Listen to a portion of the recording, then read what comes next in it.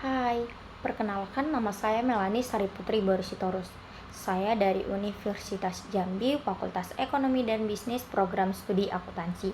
Jadi sini saya akan menjelaskan tentang analisis akad istiqnah, yaitu yang membahas tentang jenis, dasar syariah, perlakuan akuntansi berdasarkan PSAK nomor 104, dan ilustrasi kasus. Nah, apa sih latar belakang dari judul tersebut? Jadi latar belakangnya itu perkembangan ekonomi dan keuangan syariah di Indonesia mendorong meningkatnya penggunaan akad istighna, yaitu akad jual beli berbentuk pesanan pembuatan barang sesuai spesifikasi yang disepakati antara pemesan dan pembuat. Akad ini banyak diterapkan pada sektor manufaktur, konstruksi, dan pembiayaan barang. Dalam Islam, akad istisna diperbolehkan karena mengandung unsur kemanfaatan dan tolong-menolong selama masih sesuai dengan prinsip syariah yang terhindar dari riba, gharar, dan maisar.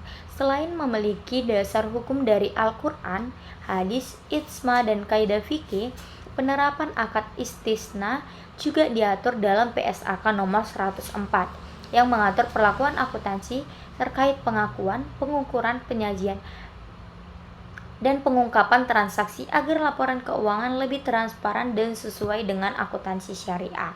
Oleh karena itu, pemahaman mengenai akad istisna, jenis dan dasar syariah perlakuan akuntansi, dan ilustrasi kasusnya penting dipelajari dalam teori maupun praktik ekonomi syariah. Nah, kita akan membahas satu persatu. Yang pertama itu, apa sih pengertian dari akad istisna? Jadi, akad ini berasal dari kata istasna, yang berarti meminta dibuatkan sesuatu.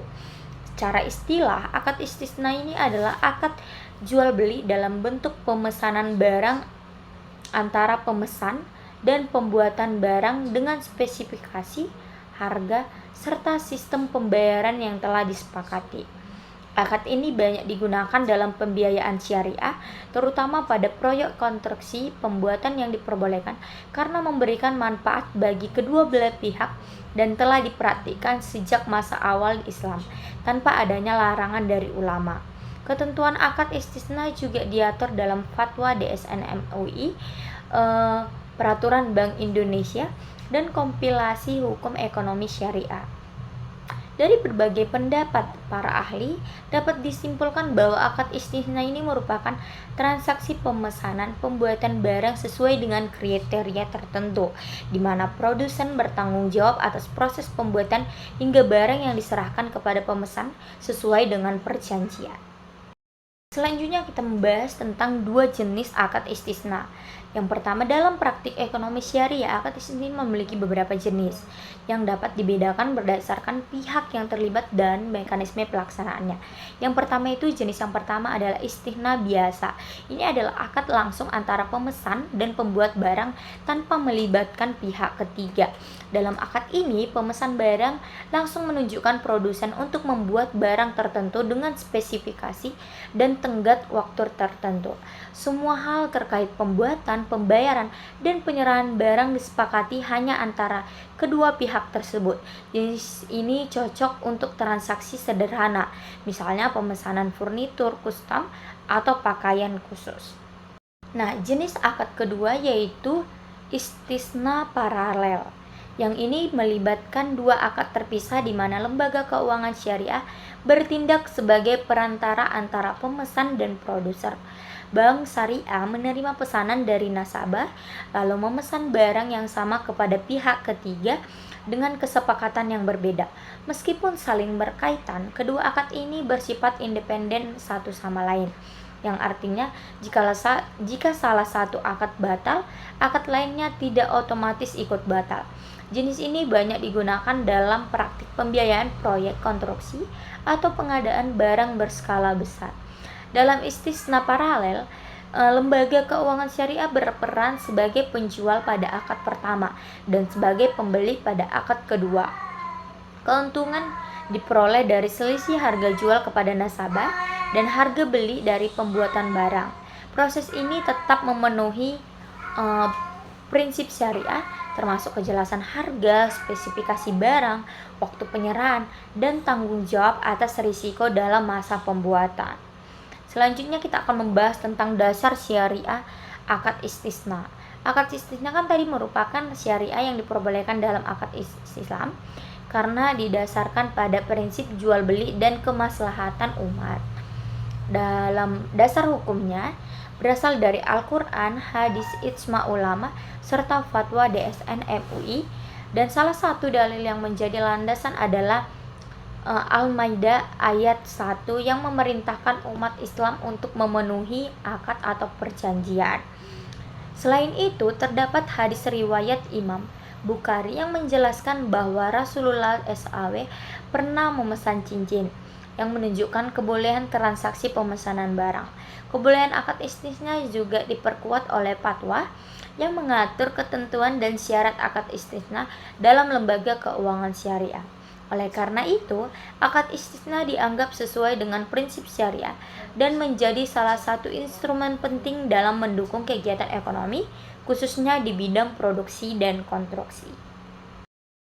Nah, perlakuan akuntansi akad istisna berdasarkan PSAK nomor 104.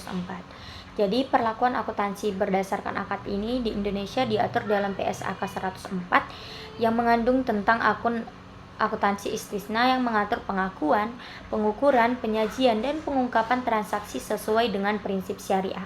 Bagi penjual, pendapatan istisna dapat diakui menggunakan metode persentase penyelesaian atau metode akad selesai, tergantung kemampuan dalam mengukur penyelesaian proyek. Biaya produksi dicatat sebagai biaya istisna, sedangkan tagihan yang belum dibayar diakui sebagai piutang istisna. Dan uang muka pembeli dicatat sebagai kewajiban. Bagi pembeli, pembayaran kepada penjual diakui sebagai aset istisna, sementara sisa pembayaran dicatat sebagai utang istisna. Setelah barang selesai diserahkan, aset dapat diakui sebagai aset tetap, persediaan atau aset lainnya sesuai dengan penggunaannya. Dalam laporan keuangan, piutang istisna disajikan sebagai aset dan utang istisna sebagai liabilitas. Sedangkan informasi penting seperti nilai kontrak, metode pengakuan pendapatan, dan tingkat penyelesaian proyek wajib diungkapkan agar transaksi berjalan secara transparan, adil, dan sesuai dengan prinsip akuntansi syariah.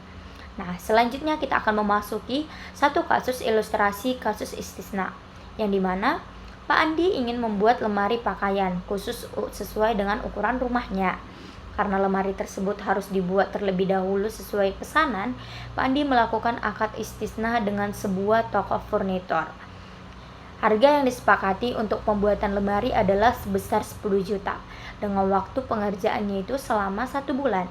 Pada akad dilakukan, Pak Andi membayar uang muka sebesar 3 juta, sedangkan sisanya akan dibayar setelah lemari selesai dibuat dan diserahkan.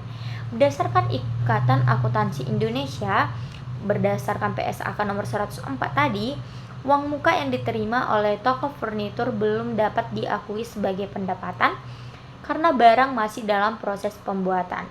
Oleh karena itu, uang muka tersebut dicatat terlebih dahulu sebagai kewajiban.